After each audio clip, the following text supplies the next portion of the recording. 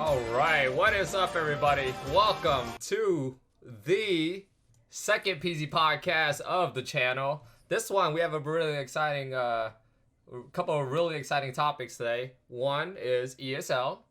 First of all, give a shout out to ESL, one of our sponsors for this podcast. Make sure you guys check them out on YouTube, Twitch, and check out their Twitter on June 12th. At 2 p.m. PST, they are going to be broadcasting the finals. I'm going to be there. Our guests today are going to be there. I'm going to be there analyzing. We actually have Nova and Viiince talking about their strategies, talking about the meta, and talking about just, how they've been preparing for ESL in general. So, yeah, give a round of applause to Viiince and Nova. I'm going to have you guys introduce yourself here. So maybe we can have Viiince go first. Hey guys. So yeah, I've been playing auto chess for a while, ever since they kind of introduced the mobile client, and it was still in beta. So I've been here for the beginning of ACM. But I played a little bit of DAC, but not so much anymore.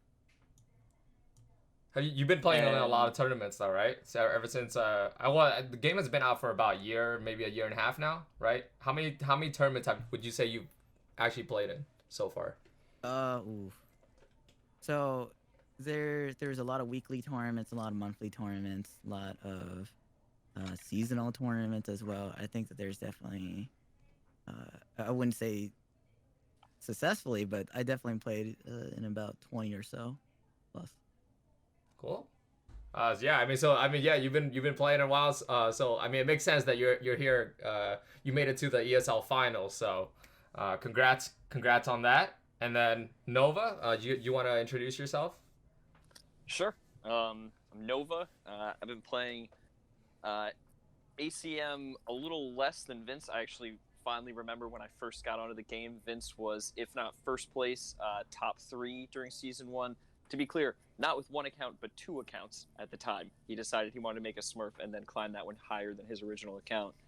I was still playing DAC when ACM first was starting out, so I came in about halfway through season 1, I think. What made you want to jump over?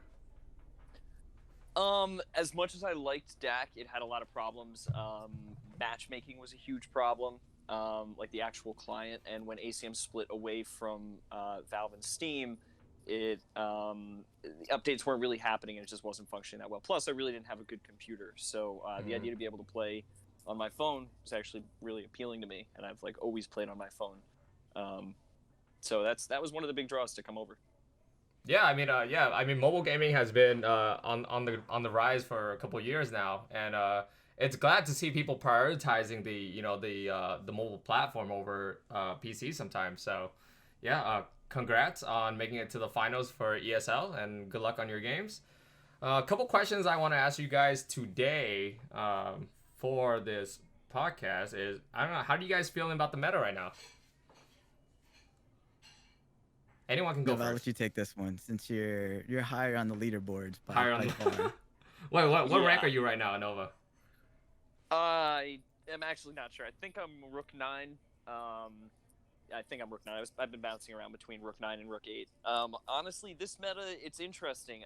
I don't have the fullest read on it yet. I felt really confident during Phase 3 of ESL with how the meta had shaped out. It included a lot of builds I feel really comfortable playing, and I've done before, but the sort of shuffling around of synergies and new units has really put the meta in flux. And even though there's some builds that are sticking out as sort of reliable, if not sadly a little brain dead, like 9 Warriors, right, there's still a lot up in the air for the most optimal build paths, and when you can be patient, and when some of these other builds that have sort of gotten forgotten, like Glacial Knights, right, are now able to spike at times that are really taking advantage of these people passively playing 9 Warriors.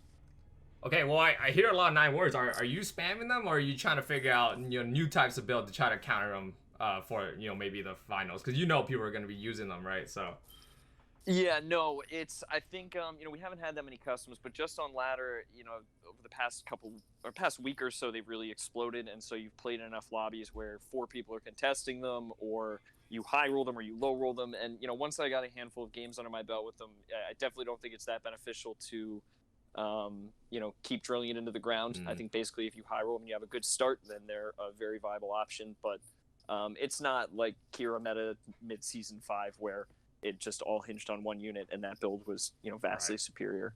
Okay, yeah, so it's a little bit better, but I mean, still really frustrating to play in.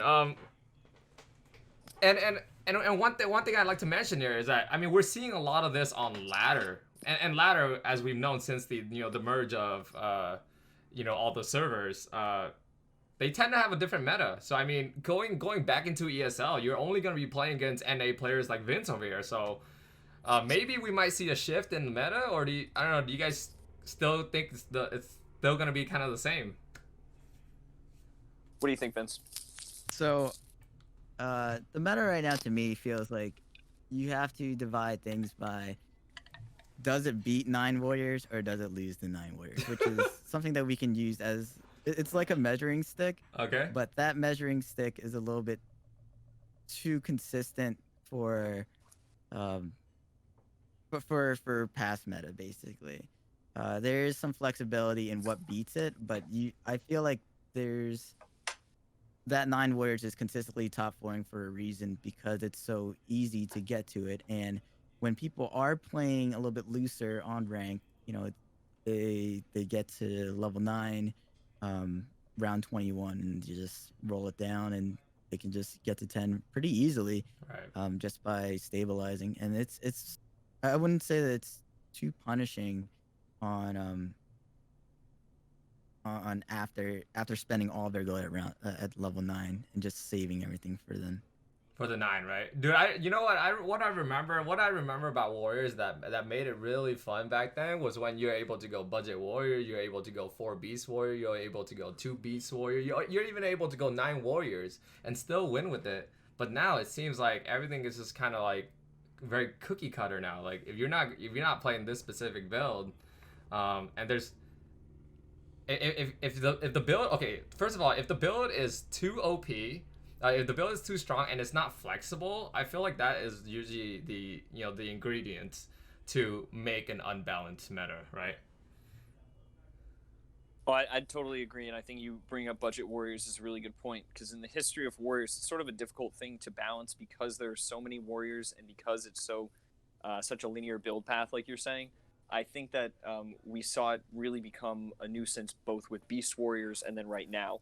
Whereas I think your mention of budget warriors, that's probably the healthiest warriors have ever been. Yeah. It was a viable strategy for them that came up almost like an underground strategy, and then people learned how to do it. And it felt like it took some skill. It was similar to Glacial Knights back in season 2 or whatever, and the real roll down on 16 and staying really under leveled, and that was cool. But this feels like you said it's too inflexible, and that when you have too much of a meta that's too inflexible, it becomes boring. And there's not enough that can really deal with it right now, with mages in a bit of a sketchy place. Yeah, I mean, hey, boring or not, you guys are still gonna have to try to win.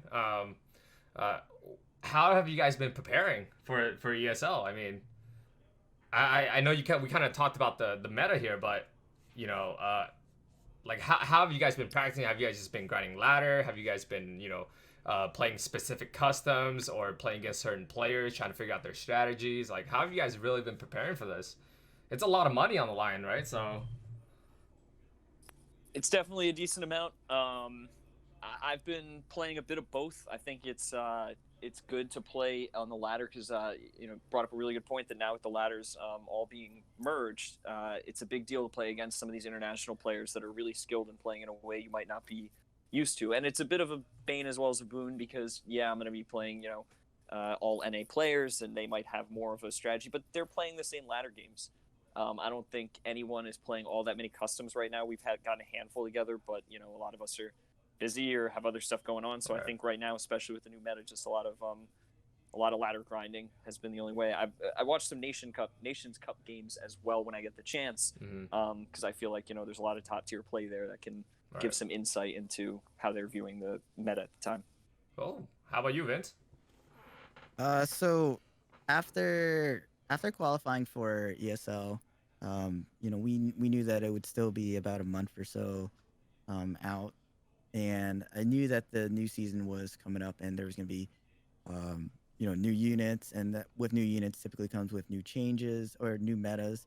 I mean, the items changed dramatically. We got um, switchable items, new comps. So honestly, after qualifying, I took a break. Yeah. It was a way to kind of look at the game fresh, because at that time, if you're still playing afterwards, things would change by the time it was going to be the Mm. finals. So honestly, just recouping mentally and getting ready to play the game again with a new pair of eyes and yet with some experience from the past, I think is a good way to prepare.